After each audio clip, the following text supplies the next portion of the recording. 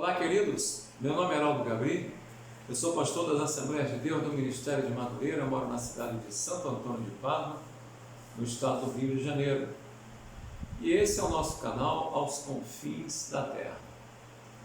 Meus amados, nós estamos falando acerca do Espírito Santo. E hoje nós vamos terminar com os dois últimos frutos do Espírito, que é a mansidão e domínio próprio. Mas antes do vídeo propriamente dito, eu preciso pedir a você que ainda não é inscrito em nosso canal, por favor, faça a sua inscrição. Deixe o seu like, o seu joinha, acione o sininho e compartilhe esses vídeos com o maior número de pessoas possíveis. Só assim nós conseguiremos levar a palavra do Senhor aos confins da terra. Muito bem, queridos, vamos começar com o fruto mansidão. São os dois últimos, mansidão e domínio próprio. Mansidão, trocando em miúdos, é nada mais nada menos que humildade. Primeiramente diante de Deus, e humildade em segundo lugar diante dos homens. Agora, vamos pensar direitinho, não é a humildade que muitas pessoas caracterizam como humildade. Às vezes você vê alguém que está precisando de alguma coisa e ela chega para te pedir determinadas coisas, ela chega toda pacatinha, toda mansinha. E eles chamam isso de humildade. Não. Isso aí é um jogo de interesse. Tem muitas pessoas que se dizem humildes, mas não são. Porque pisou no calo delas, a mansidão acaba, a humildade vai embora e fica o verdadeiro eu da pessoa.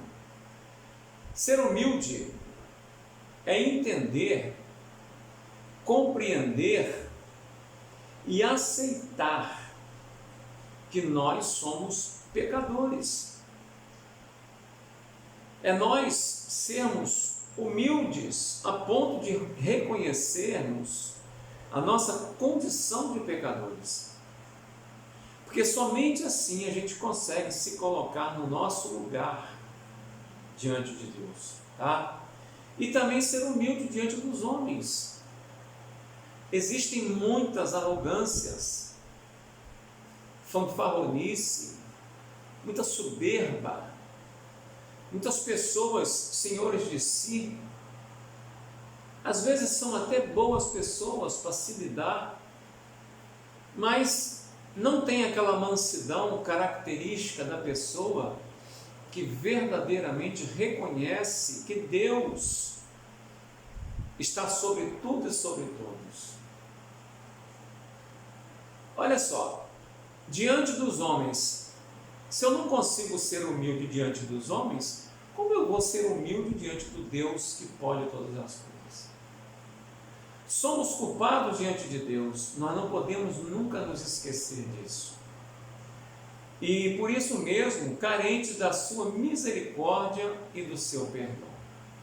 O apóstolo Paulo, na carta a Tito, exatamente no capítulo 3, no versículo 2, olha o que Paulo fala. Eu vou ler do 3, do 1 ao 3. Admoesta-os a que se sujeitem aos principados e potestades, que lhes obedeçam e estejam preparados para toda boa obra. E o verso 2 que está chamando a atenção. E que ninguém infame, nem sejam contenciosos, mas modestos, mostrando toda mansidão para com todos os homens. E o verso 3 para terminar. Porque também nós éramos noutro tempo insensatos, desobedientes, extraviados, servindo a várias concupiscências e deleites, vivendo em malícia e inveja, odiosos, odiando-nos uns aos outros. E ele completa no 4, mas quando apareceu a benignidade e o amor de Deus, nosso Salvador, para com os homens, não pelas obras de justiça que houvéssemos feito, mas, segundo a sua misericórdia, nos salvou pela lavagem da regeneração e da renovação do Espírito Santo. Queridos, quem escreveu essa carta a Tito não foi uma pessoa qualquer, não menosprezando os outros discípulos, foi o apóstolo Paulo. E se você for ver a vida pregressa do apóstolo Paulo antes de ter um encontro verdadeiro com Jesus no caminho para Damasco, para ir prender mais crentes, você vai ver que Paulo, ele era chamado de Saulo. Aliás, Saulo e Paulo é o mesmo nome, só muda a língua de origem. Saulo é Paulo e Paulo é Saulo, no grego e no romano e no grego. Mas você imagine como deveria ser Saulo, intratável. Por quê?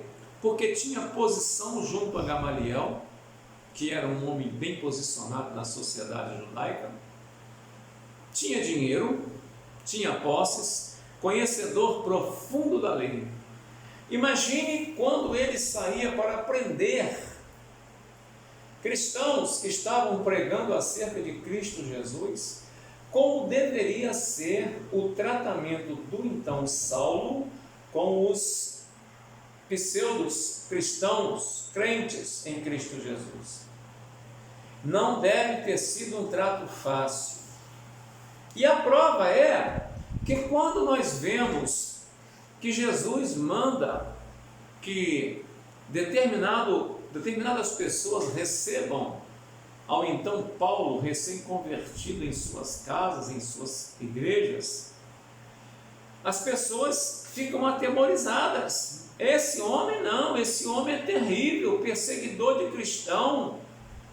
Eu imagino os adjetivos que eles tinham para o então Saulo. Mas Saulo, ele vira, depois de se tornar um Paulo, ele vira a Tito e fala no capítulo 2. No capítulo 3, versículos 2 e 3, que a ninguém infamem, ou seja, não faça nenhuma infâmia com ninguém, nem sejam contenciosos, mas modestos, mostrando toda mansidão para com todos os homens. Olha quem está dando esse conselho. Mas agora já era Paulo, um homem transformado pelo poder da palavra. E no verso 3, ele bate no peito e fala mesmo, porque também nós, Paulo falando que ele também era, noutro tempo, insensato, olha só, queridos, desobediente, extraviado, servindo a várias concupiscências e deleites, vivendo em malícia e inveja, odiosos, odiando-nos uns aos outros. E aí chega o Espírito Santo na vida do então Saulo, agora Paulo, e faz uma devassa na vida espiritual dele e torna Paulo um homem manso e humilde. Esse é o trabalho do Espírito Santo quando ele nos dá o fruto, mansidão. É interessante que ele tinha uma vida pregressa muito conhecida, porém, depois com a chegada do Espírito Santo, as coisas mudam de figura. E o último, domínio próprio. É interessante falar em domínio próprio. Quando eu falo em domínio próprio, eu me lembro da minha esposa. Nós morávamos no Rio, moramos bastante tempo no Rio de Janeiro. Nossa última localização lá foi Senador Camará. Nós saímos da Igreja Universal e fomos para a Assembleia de Deus de Senador Camará, que então era dirigida pelo meu grande irmão, amigo, pastor Paulo Alves.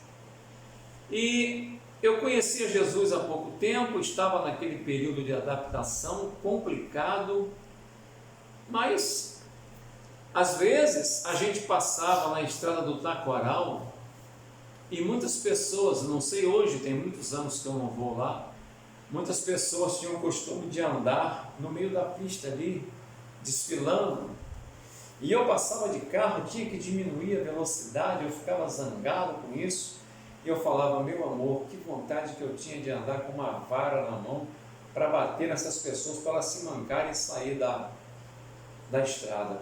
Eu ficava aborrecido com aquilo. A minha esposa falava, pai, você precisa ser mais manso, você precisa ter domínio próprio. E eu buscava, eu confesso aos irmãos, eu não sou um exemplo de domínio próprio, mas eu vejo pela minha vida hoje que eu melhorei muito. Mas eu não melhorei porque eu quis, ou não melhorei porque eu sou bom, não, só melhorei porque eu permiti que o Espírito Santo fizesse algum tipo de mudança em minha vida, e continua fazendo. Então, o domínio próprio, ele foi exemplo, o maior exemplo de domínio próprio foi o próprio Jesus. Ele teve o perfeito exemplo de domínio próprio. Ele ficou irado, expulsou os cambistas para fora do templo em Jerusalém, mas ele não perdeu o equilíbrio e o controle sobre o seu espírito. Você imagina aquela cena? Há quanto tempo o templo vinha sendo usado por negociantes, vendedores, cambistas, um lugar que era separado para orações, para a presença de Deus, e Jesus entra naquele lugar e vê aquela balbúrdia toda. Ele pega uma vara, um chicote, eu não sei o que, e começa a dar nas pessoas e fala, sai daqui, raça, vocês não estão vendo que isso aqui é casa de oração, a casa do meu pai? Ele se irou, mas ele foi até onde ele conseguiu se controlar, e de repente ele domina o seu espírito. E a gente tem um exemplo aqui em Provérbios de Salomão, capítulo 16, no verso de número 32, que diz o seguinte: melhor é o longânimo do que o herói da guerra, melhor é o que domina o seu espírito do que o que toma uma cidade. São provérbios, do sábio Salomão. E nós, para terminarmos, nós vamos ler o que Paulo falou no capítulo 4 de Efésios, capítulo 4 aos Efésios, mais exatamente no versículo de número 26. Eu vou ler do 24 em diante. E vós, revistai-vos do novo homem, que segundo Deus é criado em verdadeira justiça e santidade. Verso 25. Pelo que, deixai a mentira e falai a verdade, cada um com o seu próximo, porque somos membros um dos outros. E o verso 23. Irai-vos e não pequeis. Não se ponha o sol sobre a vossa ira. Muitas pessoas repetem esse versículo, mas deixa eu dar um pequeno exemplo para nós terminarmos esse vídeo. Eu trabalho o dia todo aqui, estou fazendo uma reforma na minha casa e a minha esposa me ajuda. Mas eu sinto que às vezes eu extrapolo um pouquinho. Às vezes por estar sentindo dores na perna. O pensamento, as ações, às vezes. Mas depois eu pratico gestos com ela que mostram esse arrependimento. Você imagina uma pessoa conviver com um grupo de pessoas ou com outras pessoas durante o dia todo, e chega no final do dia, cada um vai para o seu campo, e aquela pessoa que teve aquelas atitudes negligentes, horrendas, de maltrato com palavras, não chega para a pessoa e não faz um gesto de arrependimento, não mostra alguma coisa. O que acontece? O sol se põe, a noite chega e a pessoa dorme com aquilo. É justamente isso que a palavra de Deus fala para nós: não deixe o sol se pôr sobre a vossa ira. Está difícil? Corre para o joelho, pede perdão a Deus. Senhor, me perdoa, me ajuda, eu preciso ser dominado pelo seu Espírito. Mas não deixa que a ira, a raiva te leve a cometer pecados. Porque o irar até dá para levar, mas quando deixa essa ira conceber e dar luz ao pecado, aí a coisa fica mais estreita.